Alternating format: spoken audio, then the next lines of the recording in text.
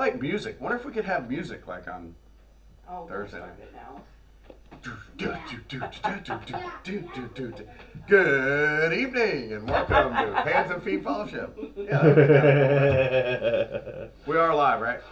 As I'm making an idiot out of myself. That'll be all right. I'm Pastor Frank Johnson. Welcome to the Hands and Feet Fellowship live stream on our YouTube channel. And it's shared also on the Facebook channel, so you can tune in on either place. My phone is going to stay on tonight. I'm expecting an important phone call. If I get it, we may take a break. So if the feed stops or something, just know that that's we'll be right back. Okay, and we'll finish up. But so that's the way that is. It says that I'm live too. It says watch live now. Hands and Feet Ministries. There you go, live stream. See.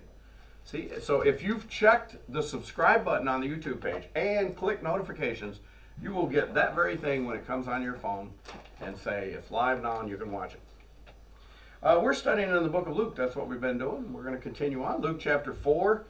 I've been on this message now for a couple of weeks. We preached part of it on a Sunday morning. We preached part of it last Thursday night. We talked about the synagogue. It was really cool how the synagogue's laid out, how it has that ruler of the synagogue, how he picks the guy that's going to preach that day, how Jesus was already well known, and of course he's returning back to his hometown. We're in Luke chapter 4, by the way. He's returning to his hometown, and he returns to Galilee in the power of the Spirit, and he's invited by his local synagogue, probably the one that he grew up in, to come speak. And we also know that it only took 5 Jewish men. I think it was 5. I don't know if I still got that in my notes. I'm pretty sure it's 5. Maybe 10. 10. You needed 10 Jewish men, and you could have a synagogue. 10 Jewish men would found a synagogue, and so many towns had more than one. Usually they wouldn't seat more than 100 or 200 people, would be at the most. So I'm sure on this particular day, this particular synagogue is packed because a lot of the other synagogues around are probably closed up that Sabbath day, and they all come down to hear Jesus, because Jesus is in the house and he's speaking. So let's read a little of the section and then we'll get right back to the story. Let's start in maybe verse 16. How's that, Logan? Luke chapter 4, verse 16. And he came to Nazareth, where he had been brought up. And as was his custom, and that's a capital H, so that means it's talking about Jesus.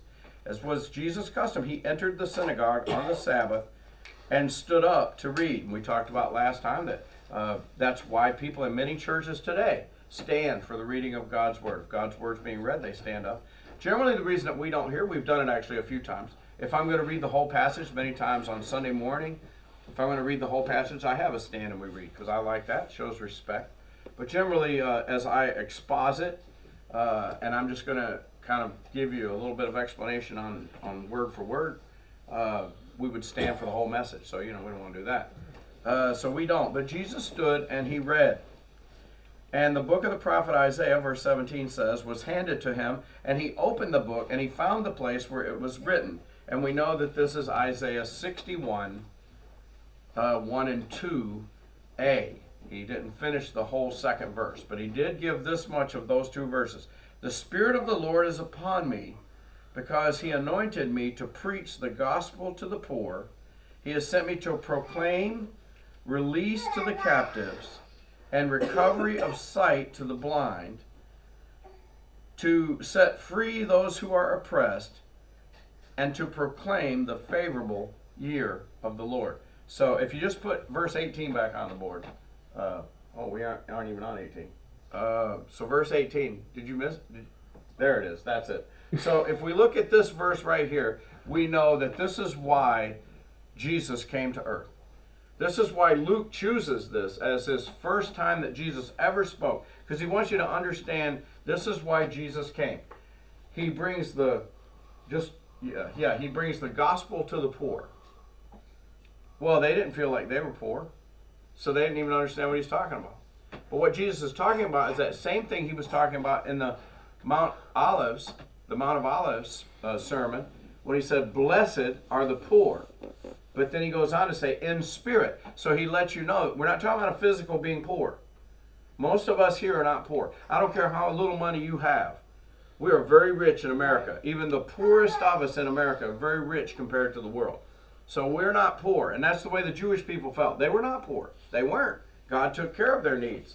There were no poor. But Jesus is talking about poor in spirit. And that means you don't think more highly of yourself than you should. Poor in spirit, he sent me to proclaim release to the captives. Well, they don't believe they're captive. They're under Roman rule. And they told Jesus, nobody controls us. And they're like, except Caesar. I mean, what, are you nuts? But that's just the way they felt in their heart. But Jesus has come to release the captive. Now, what is he releasing us from? What captivity are we in? Sin. We're in this captivity of sin. We can't help ourselves. We're bound in this body and we're going to sin. Jesus says, I've come to set you free from that. You don't have to live in that pig pen anymore. You can come out and you can put my robe on. If you have poor in spirit, I'm going to release you. And I'm going to give sight to the blind. You can't even see what I'm talking about because you're so blind. If you'll just listen to me and you'll listen to my words, and you'll finally see and perceive who God is, and I'll give you spiritual sight and set free those who are oppressed. And trust me, that's what we are. Who are we oppressed by? Satan. The devil, Satan, the world, our flesh. All of that oppresses us.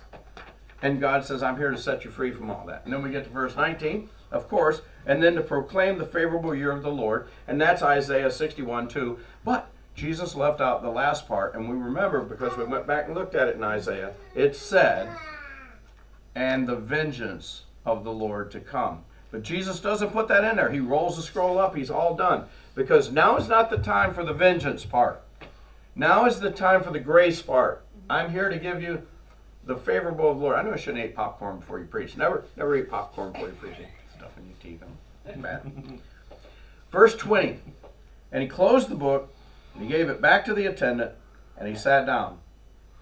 And that's how they would preach. That's the one different thing that we don't do today. We do a lot of things like the synagogue did. As I was telling you guys last week, we sing, we pray, we have supplication, we have a message. The difference in there's a couple differences. One is they always had more than one message. You didn't just get one preacher. Almost always had more than one preacher. And probably on this particular day, someone else had already preached the first part because Jesus was the feature guy and he was going to do this second part. And because he read from Isaiah, it also shows he's probably second. Because the first thing they would do is read the Hallel. They would read from the law. They would read from the Torah. They'd read something from Moses. They'd read something from the first 5 books. And remember, they would go through the Torah every 3 years. Every 3 years, the entire Torah would be read to the audience. But then they would read from the major prophets or the minor prophets. And Isaiah is a major prophet, and that's who Jesus read from. So more than likely, he was the second guy to preach that day. And then the other thing that they did back then that we don't do now is they would sit down to actually teach. So they didn't have lecterns like this or anything like that. Jesus probably stood up just right out there, equal with the people as they sat. And they more than likely sat on the ground. They sat on mats. So he was easily seen because he was standing up. And of course they would stand then when he would read, and then he would scroll down, and then he would sit in a seat. And they would sit on the ground. And he would teach them like children. So a very wonderful symbolic thing that they did.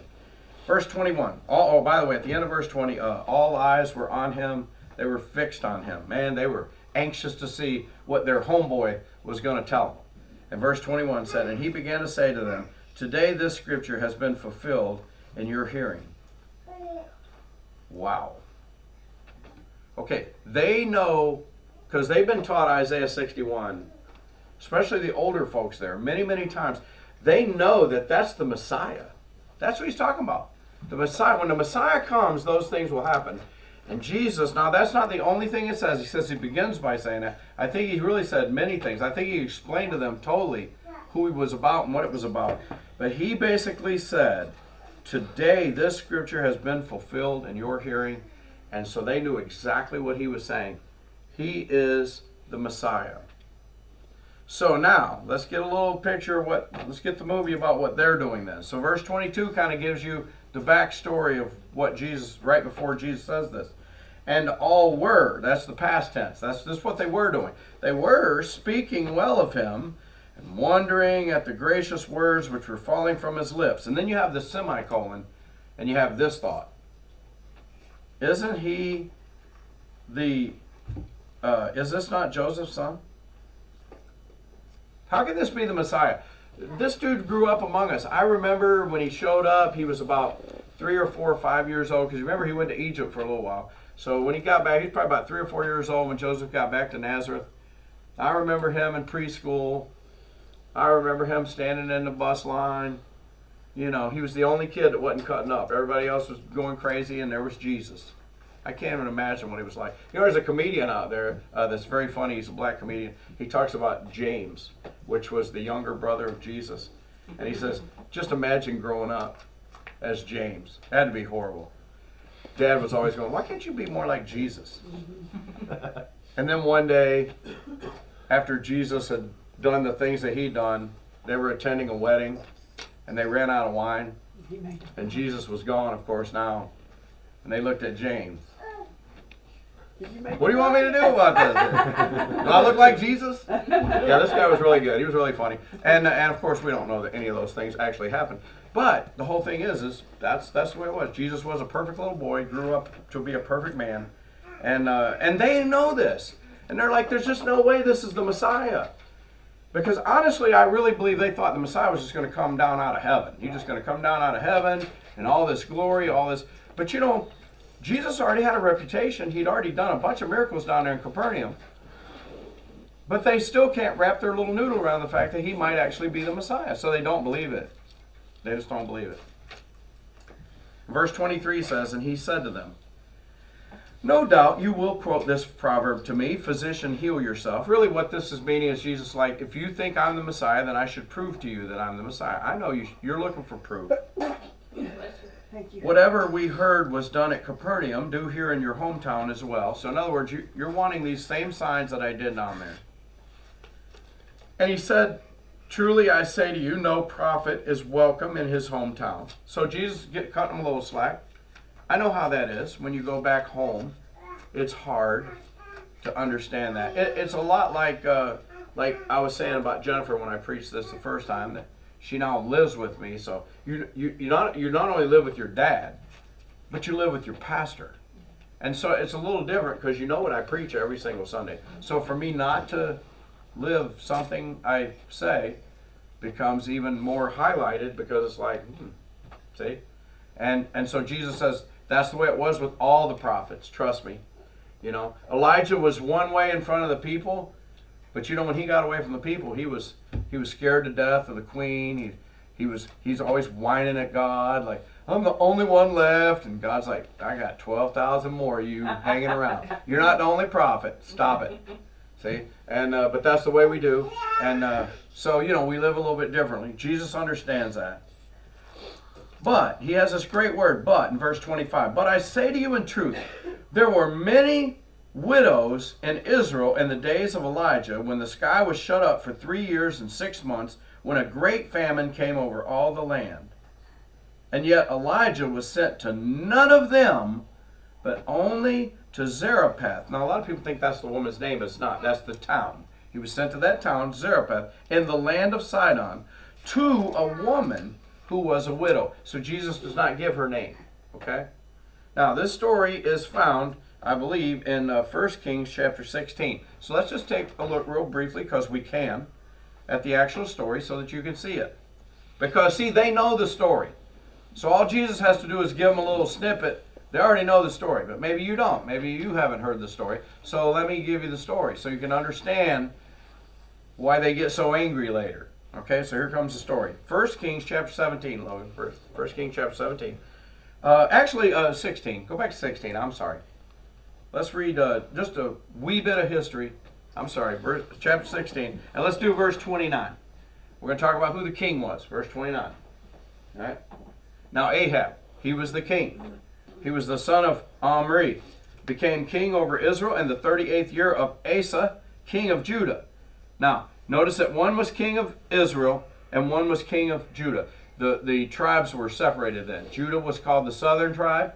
Israel was called the northern tribe. They had the 10 tribes. Those are the 10 tribes of Israel. And then you had Judah and Benjamin.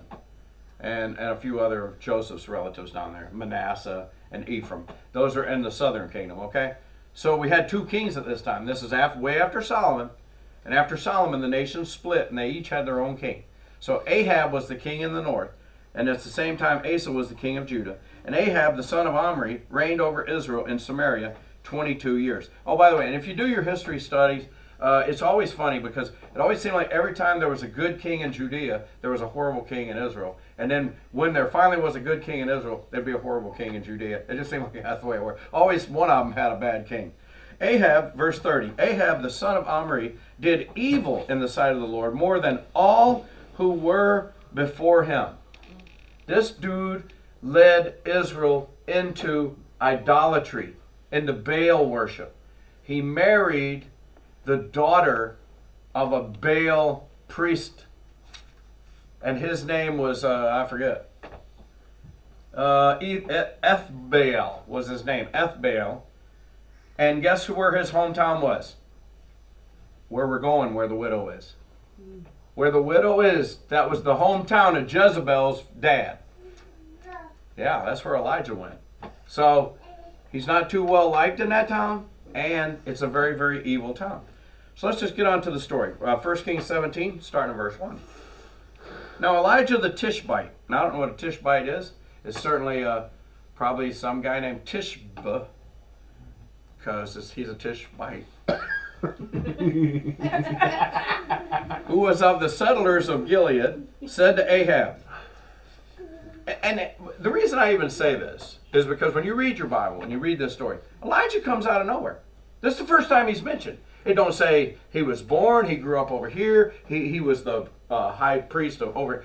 He just shows up on the scene when Ahab's being all evil. This guy named Elijah the Tishbite just comes on the scene. So you see, God just uses this man. All right? That's why he was called a Tishbite. Yeah. Took a bite out of Ahab. Yeah. And it was just a Tishbite. As the Lord, the God, y'all need to be on the podcast. Where y'all at on Tuesday? Not a big bite, a little bite. Yeah, I'm telling you. Chessman423.podbean.com. Check it out. All right. We're starting to do advertisement in the middle of sermon. Right. It's Thursday night. It'll be all right. Yeah. As the Lord of God Israel lives, before whom I stand, surely there shall be neither dew nor rain these years except by my word. Now, you might say, okay, well, I get what Elijah's trying to do. He's trying to prove that your God's not God and my God is. But here's the key. Baal was the god of fertility for the crops. So in other words, that sounded like my phone, didn't it? Yeah, My phone's well, not turned mine. off. Is that yours? Okay. No, it was mine. But, okay. But, so you see, he brought the rain. He brought the storms. He brought the crops. Baal was supposed to bring the crops. And guess what? He just told Ahab, guess what? It ain't going to rain until I say it does. Now, he does not say how long it'll be. See, now Jesus says 3.5 years. In James it says 3.5 years. But when you read it in 1 Kings, it doesn't say. It's until he says it's going to rain again. And it does. The word of the Lord came to him saying, verse 3, go away from here and turn eastward and hide yourself by the brook Cherith, which is east of the Jordan. It shall be that you will drink of the brook, and I have commanded the ravens to provide for you there. So he went and did according to the word of the Lord, for he went and lived by the brook Cherith, which is east of Jordan. And the ravens brought him bread and meat in the morning, and bread and meat in the evening, and he would drink from the brook. There you go. So even though all the rest of Israel is all dried up now and they don't have any food, God is providing for his man Elijah. Then verse 7, well, it happened after a while that the brook dried up too. I mean, you know, everybody else's brook dried up, his did too, because there was no rain in the land. And then the word of the Lord, verse 8, came to him saying, arise, go to Zarephath, which belongs to Sidon, and stay there. Now, if you know much about your history, Tyre and Sidon were two very, very wicked cities in the Gentile world. Excuse me, along with Nineveh. And we just talked about Nineveh Sunday. Tyre and Sidon, they were every bit as bad as Nineveh. And they all were eventually destroyed. Okay? And this little Zarephath, it's a little town that sits in between the two of them. Behold, I have commanded a widow there to provide for you. Notice that? That's kind of cool. Because she's a Gentile woman.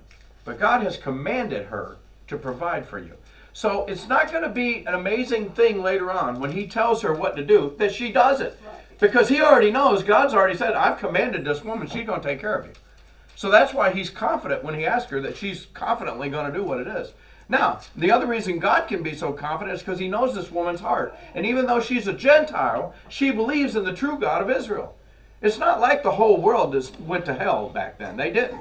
Many of them believed in the true God. They knew that there was a God that rescued those Israelites, and they trusted in him, and they believed in him, and they prayed to him, and they worshiped him. They just didn't know how to sacrifice. They didn't know what to do.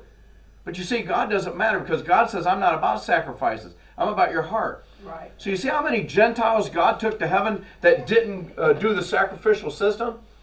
See, this is the whole idea. If Cain would have just understood that, he'd probably never slew his brother. It's not about the actual sacrifice, it's about your heart. And Cain's heart was evil. And many of the Gentile hearts were evil. But this woman's heart was pure and good. And God knew that she would give him anything, and she does. Verse 10, so he arose and went to Zarephath, and when he came to the gate of the city, behold, a widow was there gathering sticks, and he called to her and said, please get me a little water in a jar that I may drink. Now, I've always thought, the movie in my head was just like the same Rachel, when the guy from Abraham went to find Isaac a bride, and Rachel was there. Well, it's going to be the one that does what they're supposed to do. And he knows that this widow has been commanded to help him. So I just wonder sometimes if that was the only one that he spoke to. Because he's Jewish, and they're Gentile, and they're not going to have nothing to do with it. And so he could have asked some other woman, and she wouldn't even pay him no mind. God had a beam going toward her. Or that too. Bright star. But all I'm saying is, he could have said, hey, and they just walk over. Hey, and they just walk. And then he goes, hey, gather me some sticks. And here this woman goes, okay. She goes, and so he goes, yep, that's the one. And he called her and said, please get me a little water in a jar that I may drink. And verse 11, as she was going to get it, he called to her and said, please bring me a piece of bread in your hand. And then my word, verse 12, and there's a problem in it. But she said, as the Lord your God lives. So first off, she knows who he is. She knows he's a prophet from God. First off, and she also recognizes him as God. She calls him Jehovah. That's what Lord, in that all capital L-O-R-D, that's what that really means, is Yahweh. It's just translated Lord, but in the actual Hebrew, it would be Yahweh. It would be the name of God. I am, that I am. Lord your God lives. I have no bread, only a handful of flour in the bowl, and a little oil in the jar. And behold, I am gathering a few sticks that I may go in and prepare for me and my son, that we may eat it and die. It's just all we have. Hey, sometimes that's all you have. And that's it. And you know what? She's not whining about it. She's not complaining. She's not blaming God. I serve this God, I love this God, but you know what? This is all I've got. I'm going to go prepare it. And if that's the end, that's the end. Then Elijah said to her, verse 13, do not fear. Go and do as you have said, but make me a little bread cake from it first, and bring it out to me, and afterward you may make one for yourself and for your son. Now listen, these stories are written for our benefit. I'm going to tell you, if you're going to serve God, and you're going to serve God the right way, you give God what is God's first. That's right. And then God will provide what the rest of it is. You can't have it any other way. You can't say, well, listen, I'm going to provide for my family, and then if there's something left over, I'll give that to God. If she would have made her cake and her little son a cake, I don't think there would have been anything left over for Elijah. And they would have ate that cake, and they would have died. That's right. But instead, she was faithful to do what he said. She made his cake first, and then there was enough left for her and her son. We must understand these scriptures they don't sit in a vacuum. There are reasons why we need to know that. For thus saith the Lord God, verse 14, of Israel, the bowl of flour shall not be exhausted, nor shall the jar of oil be empty, until the day that the Lord sends rain on the face of the earth. Now we know how long that is too, right? 3.5 years. So you can say whatever you want. Well, maybe she misjudged how much flour she had or how much oil she had. Well, I'll guarantee you she did not have 3.5 years worth, okay? Because that would have been a big old sack of flour. Where am I at? Verse 15. So she went and did according to the word of Elijah, and she and he and her household ate for many days. I like that too, because it doesn't even say her and her son now. Now she has a household. Who knows? Maybe she had some aunts and uncles, and she said, you know what? The prophet's in the house. He says, I'm not going to run out. Y'all just come over here and you get some food over here, because everybody was struggling. Y'all come on over, because it's not going to run out until it rains, and I believe it, and I have faith. I have faith and believe that. Do we have faith and believe that? See, if we do, hands and feet exist and goes on and keeps going. That's right. And if not, well, then, and it could be of God that it's not. I never know. But the whole thing is, we have to have faith and believe that God has us here for a reason. So she did and went according to the words of Elijah. She and her household ate for many days. Then verse 16, the bowl of flour was not exhausted, nor did the jar of oil become empty, according to the word of the Lord, which he spoke through Elijah. All right. And then the next passage is great too. We don't have time to read that, but I hope that you might at home. 1 Kings chapter 16. It's another great story because her son dies. Now this is after the 3.5 years, but Elijah would come and visit her every once in a while just because they had such a relationship. And he would come and visit her. Well, he's off doing something and her son dies and she's in a panic. Because you know what? Her son shouldn't be dead. She should die first. Anyway, read the story. She sends a thing. Elijah comes back. He raises the son from the dead. Listen, that's some faith back then. Okay, so anyway, great story. So the Jews know this. Jesus just said, plenty of widows in Israel that during that 3.5 year drought died. Plenty of you died. But there's this woman, this Gentile, that Elijah was sent to, and she ate for 3.5 years because she had faith. And then he gives them one more story too. He told them not only that, but I forgot to say my place, but let's go back and see the other one. So Luke chapter 4.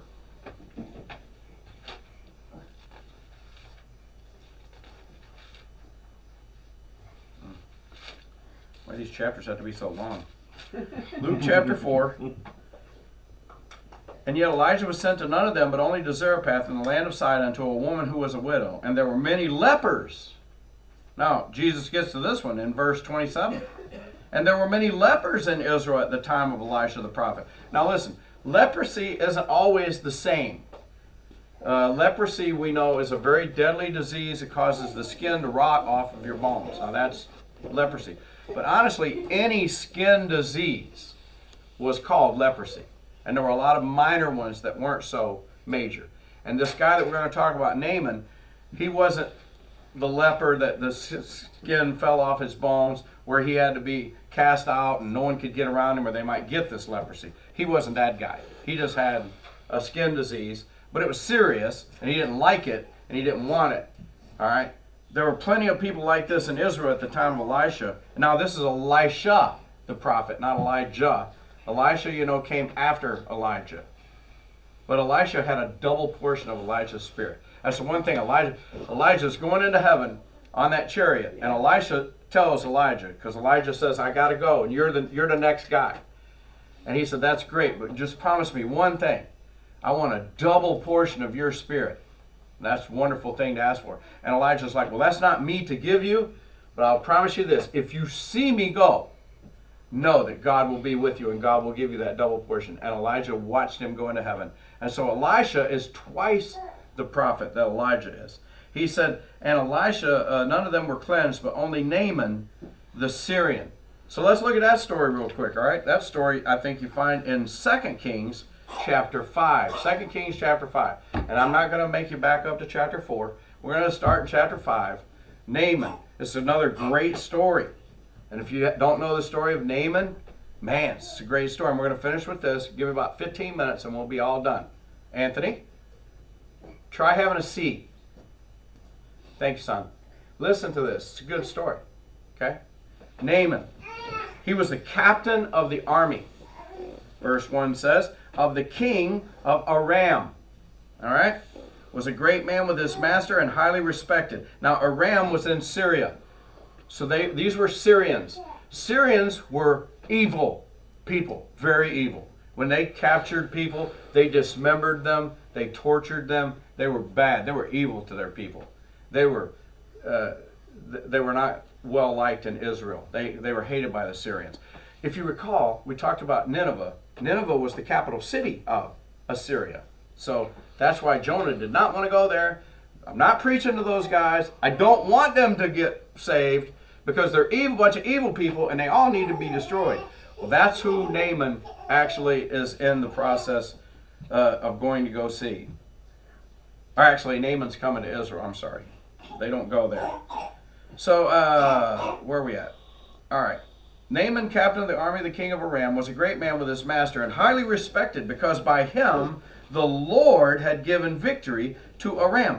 Don't you find that odd? This is a Syrian army that's they're very sinful people. But you see, God used Israel's enemies to keep Israel in check. And God had let Naaman be a very strong captain, and he was able to do what he did. Because we'd never have this story if he didn't do this. And Jesus is going to stand before some people, and he needs to refer back to this story so they understand. See how all this just meshes? Jesus knows thousands of years later, I'm going to use this story right here to convict those people in Nazareth who are going to reject me. The man was also a valiant warrior, but he was a leper. Now the Arameans had gone out in bands and had taken captive a little girl from the land of Israel. And she waited on Naaman's wife. You got the picture? Naaman's band, they've gone into Israel, which they always do. They do these little raids and they bring back stuff that they want. Well, they brought back a little girl. Now, a little girl's probably 13, 14 years old, maybe 12. They brought back a little girl from Israel. And this is what she says. She says to her mistress, verse 3, I wish that my master were with the prophet who is in Samaria. Then he would cure him of his leprosy. That blows my mind. One little verse in the middle of this whole chapter totally blows me away. Why is she not bitter? Why is she not angry? He has taken her away from her family, robbed her from Israel, made her serve his wife, and she calls him master. And she feels sorry for him that he has leprosy. And she goes, you know what? There's a guy, we got a prophet down there in Samaria. I bet you if you could get to him, he could cure you of your skin disease. Y'all think about that when Jesus says to love your enemies. Yeah. That's true love of your enemies. Verse 4, Naaman went in and told his master, saying, thus and thus spoke the girl who is from the land of Israel. I love this. It's kind of the NASB way or King James way of going, blah, blah. She came in, blah, blah, blah. She tells me this whole story, thus and thus. And then the king of Aram says, verse 5, go now, and I will send a letter to the king of Israel. Now, why does he have to send a letter to the king of Israel? Because Naaman has got to go to the king of Israel to find out where this prophet is in Samaria. Samaria's a big place. But he knows the king of Israel probably know where he is. And he doesn't want him to think that we've come in to take you over or to raid your land or to kill you. So now I have a letter. It basically says, I'm on a peaceful mission. All I want to know is where this prophet Elisha is. That's all I need to know. And so the king prepares him a letter to go. And he departed and took with him 10 talents of silver and 6,000 shekels of gold and 10 changes of clothes. And I've taught you guys plenty now to already know that's the currency of this day. Gold, silver, clothes. That's what they used for currency. And so this was quite a bit. This was a lot of money. He's taking a lot of money with him because he wants to reward this prophet if he can actually heal him. He brought the letter to the king of Israel, verse 6, saying, and now as this letter comes to you, behold, I have sent Naaman my servant to you, that you may cure him of his leprosy. Now, can you imagine you'd be the king of Israel and you get this letter, and here's this, he's a giant battler. He's got a little mini army with him. And he brings a letter to the king and he says, hey, I'm not here to hurt you or anything. All I need you to do is cure this guy of his leprosy. Look what the king says, verse 7. It's hilarious. When the king of Israel read the letter, he tore his clothes and said, am I God to kill and make alive, that this man has sent him word to me to cure a man of his leprosy? How am I going to do this? Woo! He gets all excited. He don't even think. He don't pray. He doesn't say, Lord, what's going on here? This guy wants to, do we have anybody in the land that can cure this guy? He don't do any of that. But consider now and see how he is seeking a quarrel against me. See, everything's a conspiracy. Does that not sound like what the world we live in? Everything's a conspiracy. They're out to get me. Verse 8, and it happened when Elisha, the man of God, heard that the king of Israel had torn his clothes. Now this is where Abraham tells me in the podcast, see, news travels fast. They all got these. Well, it had to travel pretty fast here because it's almost like it's on CNN or something. He's watching the king tear his clothes like, hey man, tell the king to relax down there. I'm down here. I'll take care of him. Why have you torn your clothes? Now let him come to me, and he shall know that there is a prophet in Israel. So Naaman came with his horses and his chariots, and he stood at the doorway of the house of Elisha. Elisha sent a messenger to him, saying, go and wash in the Jordan 7 times. Notice that Elisha doesn't even come out. See, you got the movie in your head? Naaman basically is carrying a few $1 million with him for this prophet. And the dude sends a servant out. Now, Naaman's a pretty proud guy. He's a captain of the army. He's been sent by the king. He's got a bunch of money with him. And you know, people with a lot of money, they think they deserve all this respect and homage, and you should come bow down, and you know, because I'm a great guy. And he just sends a servant out there. And he said, Elisha sent a messenger saying, go and wash in the Jordan 7 times, and your flesh will be restored to you, and you will be clean. Now, guess what? Jordan River is muddy. I mean, it's a horrible looking river, and Naaman crossed it on the way into Israel. And he's like, you mean that river I crossed to get into this place? Yeah, that river right there. That's the one. And Naaman, verse 11, was furious, and he went away, and he said, behold, I thought he would surely come out to me and stand and call on the name of the Lord his God and wave his hand over the place and cure the leper. Who does that sound like? Does that not sound like the faith healers of the 21st century? Yeah. Oh, Lord, who and be healed. He thought, Naaman thought for sure that's what he was going to do. Had to, right? Yeah. No, he says, hey, go wash in that river down there and you'll be clean. He's like, what? I don't get it. Verse 12. Are not Abana and Pharpar, we don't even know who to this day we don't even know where those rivers exist. But I bet you they're beautiful little clear streams, clear brooks. The rivers of Damascus better than all the waters of Israel. Could I not wash in them and be clean? So he turned and he went away in a rage. Then his servants came near and spoke to him. The movie in my head is he went away. They built a fire because they're still a long way back, going back home. And no one really wants to talk to Naaman. He's probably one of them hothead dudes, and you don't want to cross him. And he just, he's liable to just go, I'm just going to cut your head off right here. Don't talk to me. I'm angry. But one of them said, Master, listen, hey, my father, had the prophet told you to do some great thing, would you not have done it? How much more then when he says to you, wash and be clean? I've preached messages just like this too. People in the 21st century, if God said, you must raise $100,000 and bring it to so-and-so tabernacle in Chicago, Illinois, and you will have eternal life. Every single one of us would work as hard as we could, as long as we could, and save every penny we could till we had that $100,000 and go up there and give it and say, now I've got my ticket. Here's my ticket to heaven. If you could purchase a ticket to heaven, you would literally do anything for it. And Jesus says you don't have to do anything for it. The price is already paid. All that requires you to just be obedient. And see, once again, here's the story. Just like what he told the woman, you cook me a meal first, God will take care of you. Just like this here. Naaman, you cannot buy your way into the kingdom. I don't care that you got all them raiment and all that gold and all that silver. You will die with all of that stuff. What you need to do is be obedient. And what I'm asking is not that hard.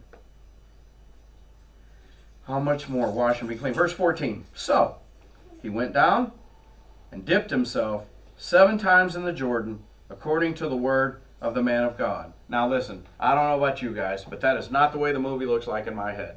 I see Naaman, first off, riding up on the horse, smelling the river before he's even there. And it's like, oh my goodness, that doesn't even smell good. And then, kind of one of these numbers, like, oh, it's cold too.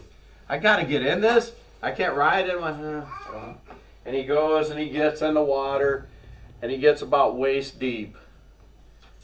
He's like, this is the stupidest thing I've ever thought in my life. What in the I'm not only going to not cure this leprosy, I'm going to come out with something else out of this river right here. I'm sure of that. And down he goes, and up he pops, and the water flying everywhere. He goes, that's it, that's it. And the servant's like, no, 7 times. Like, you're already wet now. 6 more times he dips himself. And you know what? Guess what? The end of the verse says, his flesh was restored like the flesh of a little child. And he was clean. Now look, there's a whole lot more of this story, just like there was with the other. This whole, the servant, his name is Gehazi, and he wants to get rich because Naaman brought a bunch of money. And Gehazi doesn't see why we can't get some of that since he did get healed. Read it. It's great. It's a story about greed and the whole thing. It's a really wonderful thing. But back to Luke, because we don't have it. Just a couple more minutes. So now you know the story. You got it? The people knew the story. They knew what Jesus was talking about. Plenty of lepers in Israel. None of them were healed. Naaman, this horrible guy from Syria, he was healed. You know why he was healed? Because a little girl that he stole and became his slave stood up and said, hey, there's a man over there in Israel that can actually save you, that can actually clean you. That teaches us a lot, don't it? Mm-hmm. The only reason that woman and her son lived for 3.5 years, and he was raised from the dead even later, is because she was faithful to cook the first bread and meal for the prophet. Back to Luke, Luke chapter 4, verse 28. Sad ending for us tonight, folks. It's a sad ending to the story. And all the people in the synagogue were filled with rage as they heard these things. They got up and they drove him out of the city. I can't even imagine that. Jesus is sitting in the chair. They all get up because they're like, and I can see the first one too. Can you not even, that's enough. I've had enough of this. This dude's just the son of Joseph. He acts like he owns the place now. He thinks he's not doing any miracles here. I don't see him doing anything. And now all he does is insult us with these 2 stories that are in the Bible that we didn't, well, guess what? You didn't accept Elijah. Ahab had all the people convinced they should worship Baal. And during Elisha's day, it was the same thing. They rejected God. God were using those prophets to bring Israel back. And guess what? They didn't under either one of them. So Jesus is making a point. You rejected true prophets. And you know, looking back at it now, that they were true prophets. And they do know that. And they don't like it. And they don't like what Jesus is insinuating, that that's what they're doing right now. And all you are is the son of, get up. I imagine, I can just see this now. I can see 4 or 5 of the guys just reaching up to Jesus as he sat in the seat and just grabbing him by his robe and standing him and starts pushing him out the door. Almighty God, who could call 10,000 angels if you want just to flatten that place. Do you know how many times if we were God that would have happened? Yeah. Israel would have never been saved. Because we wouldn't be able to handle that kind of rejection. If I'm here preaching the truth and telling you the truth and telling you the way it is, and I got a packed house, and 10 or 15 of the men get up and they just start grabbing me by the collar and start throwing, you don't preach that garbage here, that's stupid garbage. You're not Jesus, you're not the Messiah. Oh, how that must have made him feel. In a rage. And then what did it say? Led him to the brow of the hill on which their city had been built in order to throw him down the cliff. But passing through their midst, he went his way. Just shows the sovereign power of Jesus too. I don't know how he did it, but they've got a hold of him. People are probably stumbling around. They finally think they've got him to the cliff, and George looks at Paul and he says, where'd he go? I thought you had him. I thought you had him. Well, they're looking and he's just gone. He's gone. If the disciples were with him, they were gone. We don't really even know if they were even with him at this trip. Maybe he went back home by himself. I don't know. But nevertheless, and you know he comes back again? Comes back to the same synagogue about 1.5 years later. And the same thing happens. But that's the grace that Jesus has. Do you think I'd ever go back to a church like that physically threw me out and tried to throw me off the cliff to kill me? I'd never go back to that place, right? Would you ever do that? No, I'm not going back there. Jesus did. He went back again, just one more time, just to see if they would maybe reconsider. And they did not. Let's close our eyes.